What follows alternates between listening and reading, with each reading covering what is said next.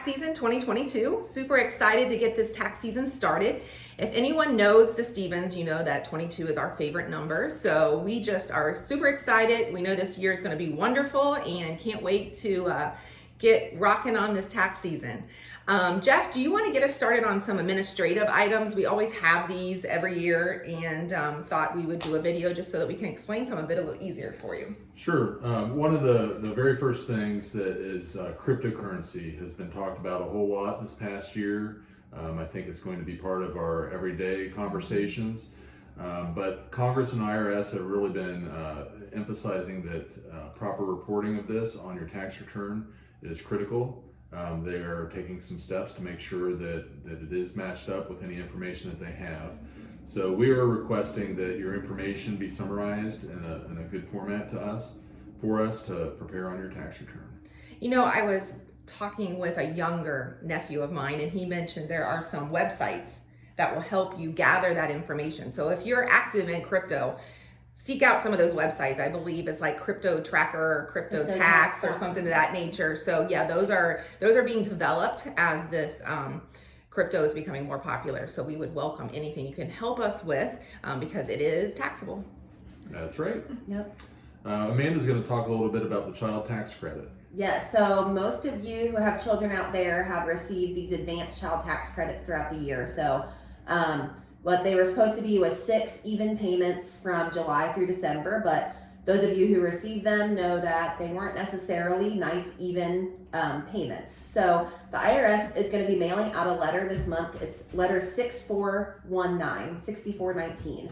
And you'll be getting that in the mail in January, and that's going to outline the 6 payments you received. Or some of you received less payments if you filed your tax return late or something like that. Yeah, some of you just got one if you just filed in October. Like me. So me, for example, I got my first one on time. It was the right amount. My second one came in, and they decided to split me and my husband into 2 payments, and they were for just some crazy amount. And then the next 4 payments after that never came on the right date, and they were for different amounts every time. So they're going to send this letter to summarize it, but we're going to need to know from your bank account, verify those amounts that they're right and those are what you received. And I hate to tell you, some of you are going to have to pay it back. Or net it out with your tax because you make too much, which we'll talk about later in tax season. We'll talk about that, but we will need that information to get going on your taxes. Emily's going to talk a little bit about the third stimulus. Yeah, no problem. So we've had previous stimulus, so this is the third one, and you should have received it in March of 21, but that may not have been your case. You could have had it later in the year depending on when you finally filed your tax return, things like that. So you're gonna get a form, letter 6475, and that should have your total amount that you received on there. But also double check your bank statement and write down all the number you received. It should have been $1,400 per person for your family. So check your statement and see the amount and write that down and give that to us along with a letter if you have that too. Yeah, because they based that on 2020 if you hadn't filed yet in March, and then so say you weren't eligible or you had an additional child they didn't know about, so it could have been staggered throughout the year, but make sure you kind of summarize that up for us because we won't know, and it will affect the tax due or the refund, so make sure you check that out.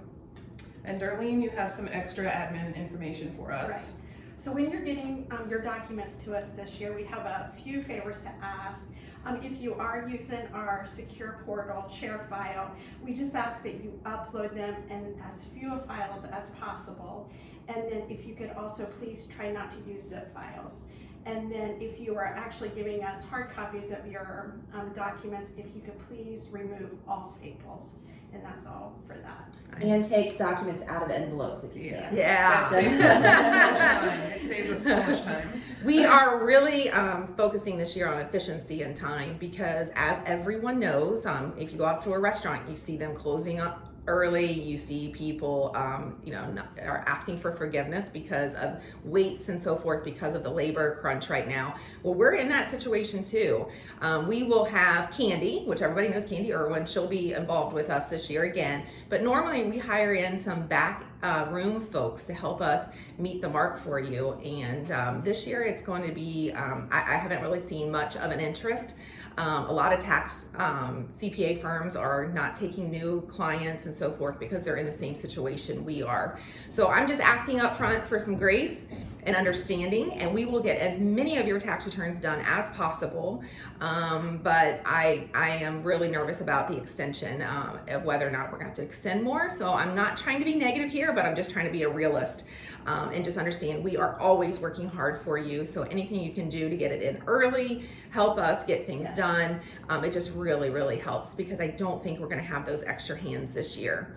But we are focused on getting you an accurate tax return, getting you filed, and we'll just try to keep in communication with you as much as possible.